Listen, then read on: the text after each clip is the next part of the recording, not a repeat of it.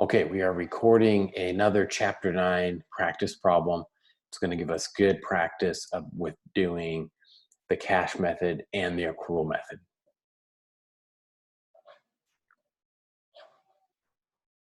All right, Brian operates a carpet installation business called IDC. He mostly installs carpet.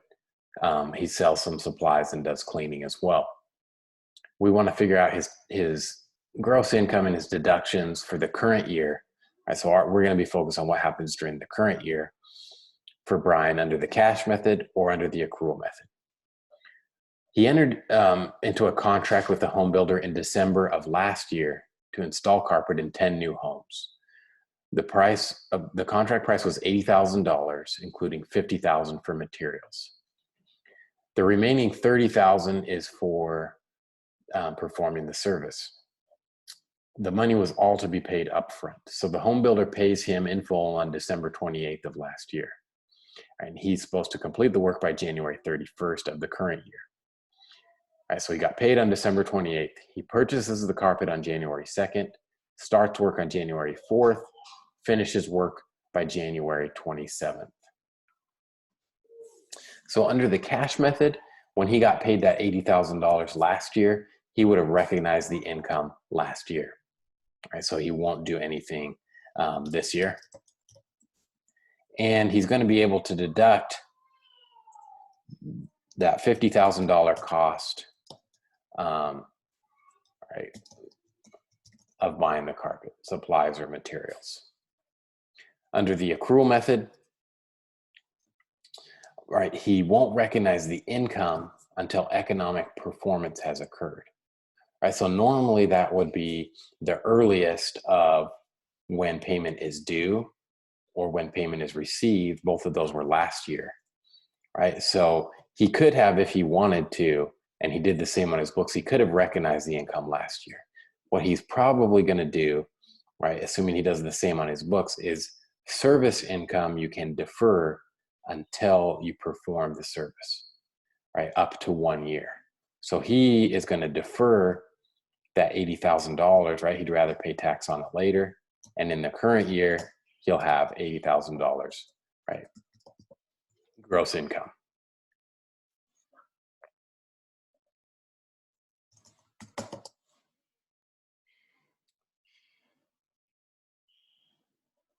And under the accrual method, right, he'll also be able to deduct the supplies that he purchased and used.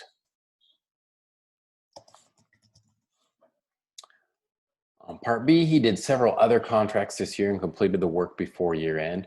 The work cost $130,000 in materials, and he elects to immediately deduct his supplies.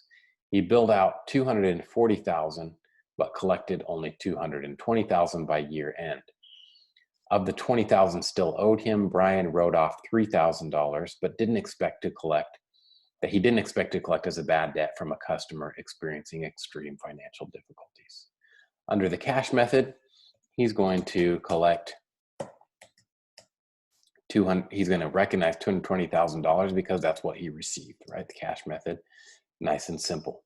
And he's going to be able to deduct the $130,000, right, for the supplies, right, and materials that he purchased.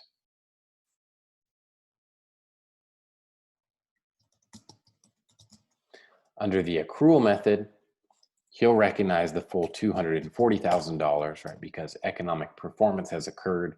He has performed the services, right? So he has to recognize them regardless of whether he's received them.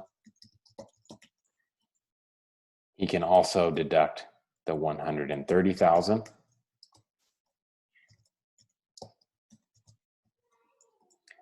And here on the accrual method, he can, right, even though it's accrual method, he's not deducting an allowance, an estimate for doubtful accounts, right?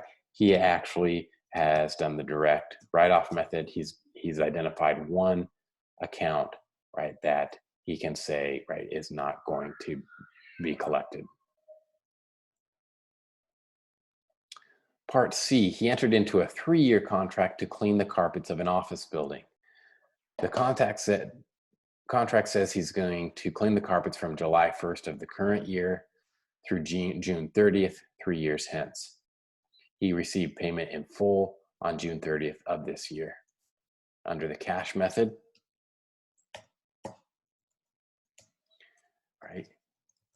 He received the income, he recognizes it, right? It's easy. Under the accrual method, right, he has to recognize the income that he performed this year. So it's going to be $240 per month times the 6 months from the current year, or 1,440. Hold on, my dog is being annoying.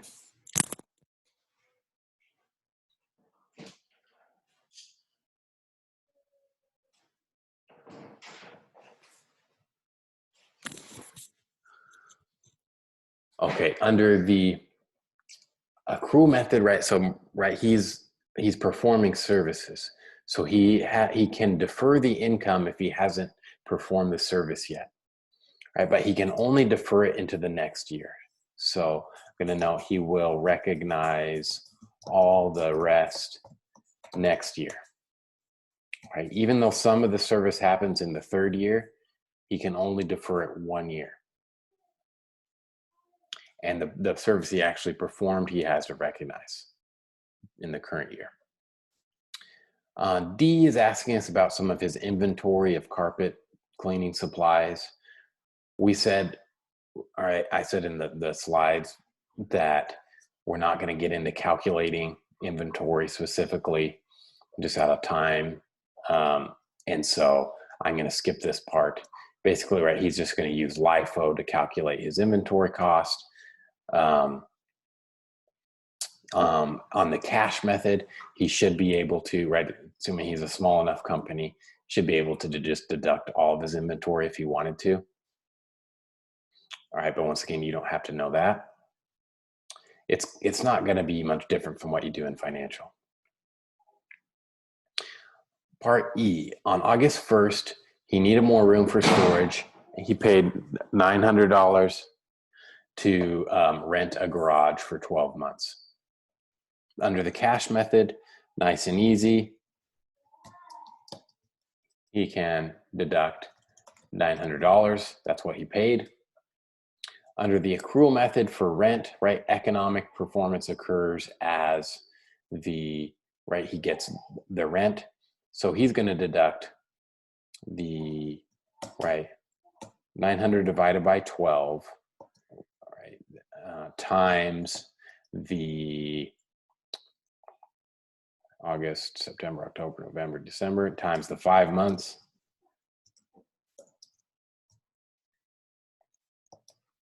All right, so he can deduct, I'm going to put it over here, $375.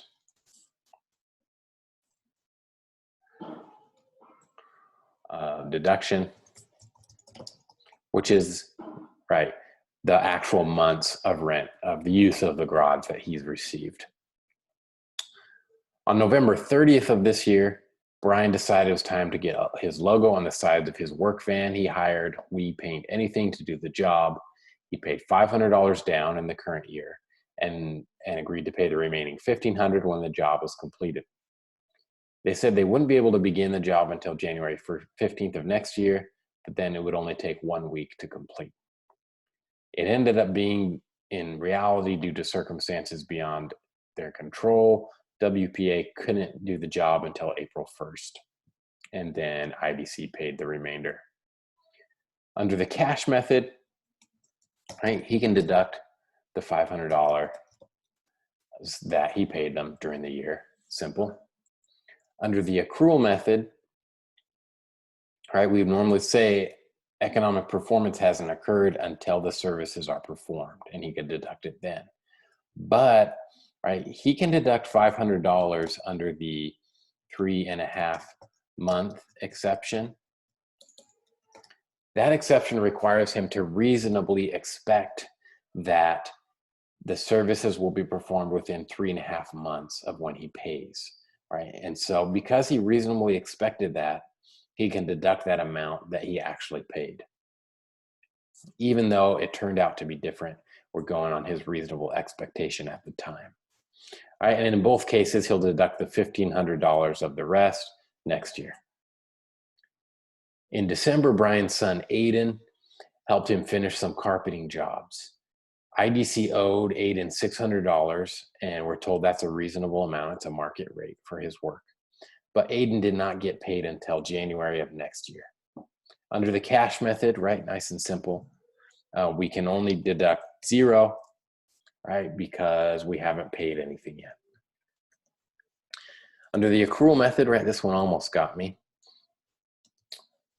Right, if this was just a standard employee, we would deduct the $600 this year, right, because economic performance has occurred. He has provided the services, we just haven't paid him yet, right? But because this is a related party, right, an immediate family member, we can only deduct the expense when the related party recognizes it as income, right? So since he's probably a cash method individual, he won't have income until next year, so we can't deduct it until next year. Finally, IDC also paid $1,000 for interest on a short-term bank loan relating to the period from November 1st of this year through March 31st of next year. So 5 months total, right? We can just say right here, this is going to be $1,000 divided by 5 months. That means this interest is $200 per month. Under the cash method, we actually can't deduct it all, even though we paid it all. Remember, interest is treated differently. We're always suspicious of interest. So even under the cash method, we have to only take the, we can only deduct $400, right? Which is the $200 per month times 2 months.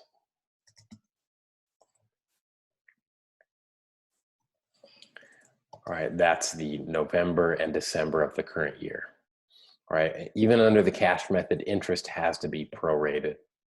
All right, you can only deduct what actually occurs this year. Under the accrual method, right, it's going to be exactly the same as cash. $200 a month for the 2 months of the current year. All right, it's always how we do prepaid interest. All right, so that's another Chapter 9 problem. The Chapter 9 homework is helpful. Also, there's some good problems, good practice there. I personally find some of this accrual cash method with all the exceptions confusing. You just have to spend some time with it, do some problems, and you start to remember the main rules. Let me know if there's any other issues or questions, topics coming up. I guess I'll send out a poll to see if there's a big demand for virtual office hours. Right now, it's hard for me to schedule a fixed time for that. But if there's a big demand, we'll see what we can do.